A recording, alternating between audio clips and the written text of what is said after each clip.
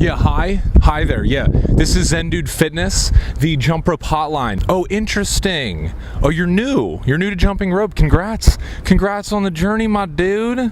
Hell yeah. So what seems to be the problem? Ah, very interesting. Okay, so you think because you're a beginner that you're not going to learn how to be able to jump rope? Ha. Ha. Brandon, we have another one. Ha. We have another one that thinks you're not going to be able to jump.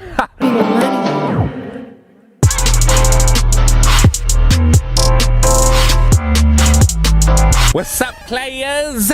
What's going on, Zen Dude Nation? This is Dan Whitmer, and today I'm going to be teaching you how to jump rope if you are a beginner. Now, we have released a video on how to jump rope, 6 basic steps. It's linked up, check that out if you haven't already.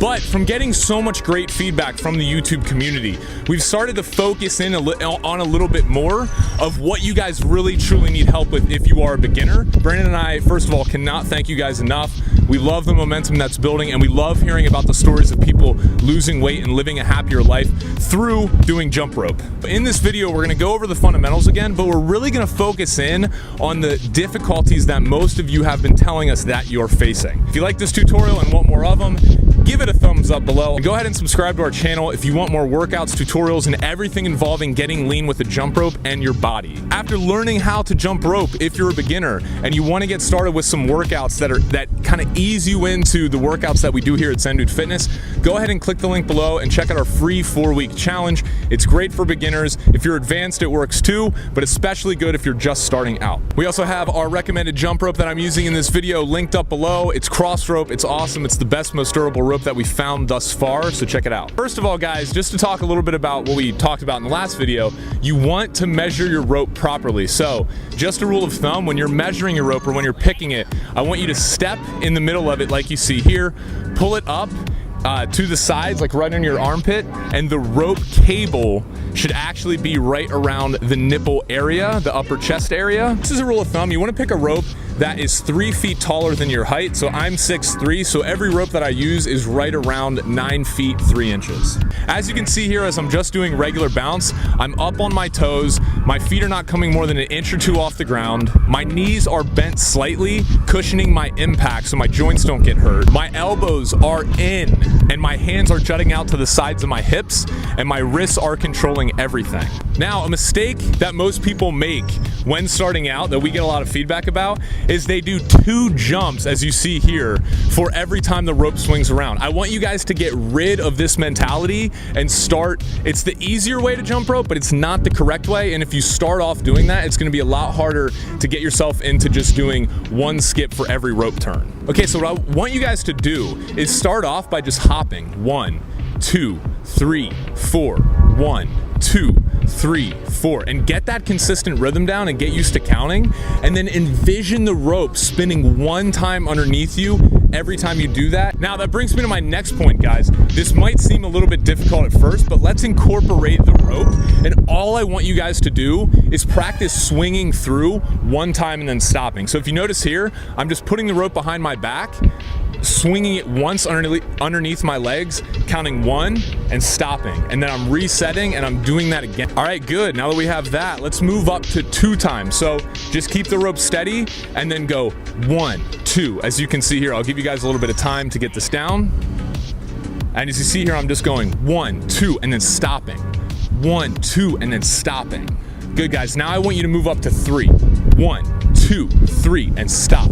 1, 2, 3, and stop. What this is doing is training your mind to always associate 1 rope skip with 1 time jumping your feet instead of 2 times jumping your feet. And this is essential if you want to spin the rope fast, if you want to be able to do a lot of tricks, and just overall, you know, look like a ninja. The next thing I want you guys to focus on is jumping only 1 to 2 inches off the ground. A lot of people, when they first start out jumping rope, is they jump too high off the ground, and this causes shin splints, it causes aches and pain in their knees and ankles, and it's just unnecessary, guys. If you jump rope correctly, it is a low impact sport or exercise that is actually better for you than jogging. So guys, the only trick where we're jumping higher off the ground is really the double under, or any trick where you're swinging the rope more than 1 time through in 1 hop. So for everything else, most tricks included, you're just gonna be coming 2 inches off the ground at most, maybe a little bit higher sometimes as you watch me here, but you want to maintain those bent knees and just cushioning every single hop that you have so you can jump rope for longer periods of time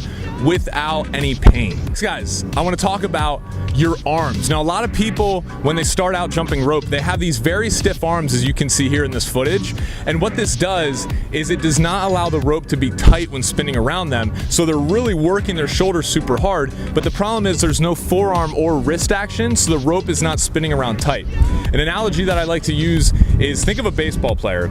If there's a pitcher and he has the ball like this and he's throwing it with a straight arm, first of all, he's not going to be able to throw it that hard, and he's probably not going to have that much accuracy, as opposed to if he winds up like this and coils it and kind of spins his arm around and throw it. You can throw it much faster if you bend your arm.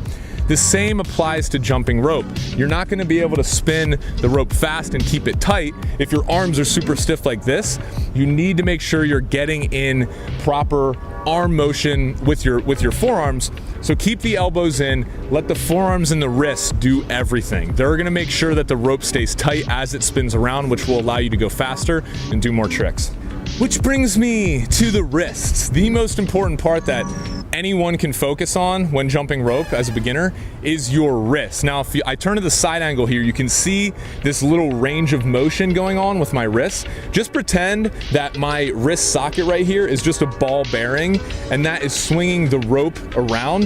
That's how you keep it tight, and that's how, if you notice here in this footage, it looks like I'm pretty effortlessly spinning the rope super fast. It's all my wrists. I'm treating my wrist just like a ball bearing while slightly bending my arms at 90-degree angles to keep the rope tight. Putting all this together, when you start out practicing, I think it's super important for beginners not to go 5 to 6 times a week like Brandon and myself do now, and like many of our other advanced jump ropers do. I'd recommend, like I said, starting out with the 4-week challenge and just doing 2 to 3 workouts per week and having at least 1, maybe 2 rest days in between your workouts to save your body from the pain or some of the shin splints and aches that can come along when you're starting to jump rope.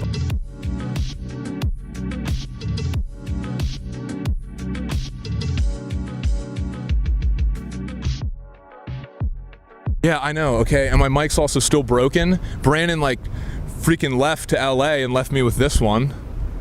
What a friend, huh? Calls me his brother. I don't know where the brotherhood is there, you know? Whatever.